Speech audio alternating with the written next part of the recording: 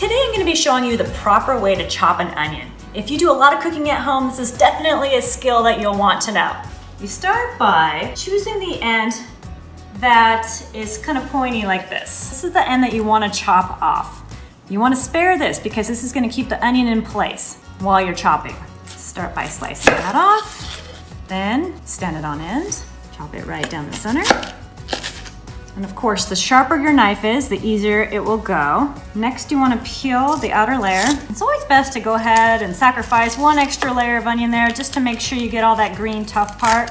Peel that away, same thing on the other side. If you have any parts that look extra green or tough, then peel those away too. You can see here I actually have a couple of layers. It's worth it. You really want to make sure the onion you're left with is high quality onion.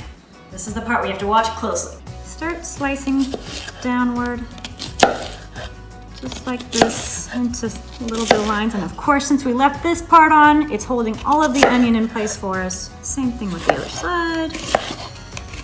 Okay. There are some chefs that are really fast at this. I'm still working on it. From here, you turn your knife sideways, get a nice grip on your blade, just like this. And you want to start slicing it across, but not all the way across, but mostly across, usually about 3 different layers.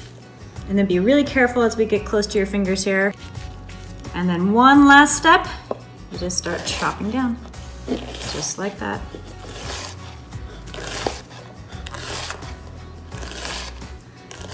And hold on to the end with your fingertips, all the way to the end. You'll want to discard this, and that's it. If there's any pieces that are kind of still stuck together, give those a nice rough chop. And then there's that end.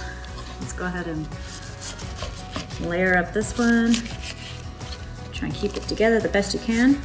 Now, if you're a wimp like me and you cry easily from onions, one little trick is to store your onions in the refrigerator. It's not a total guarantee that you won't cry a little bit, but it definitely cuts down. Discard.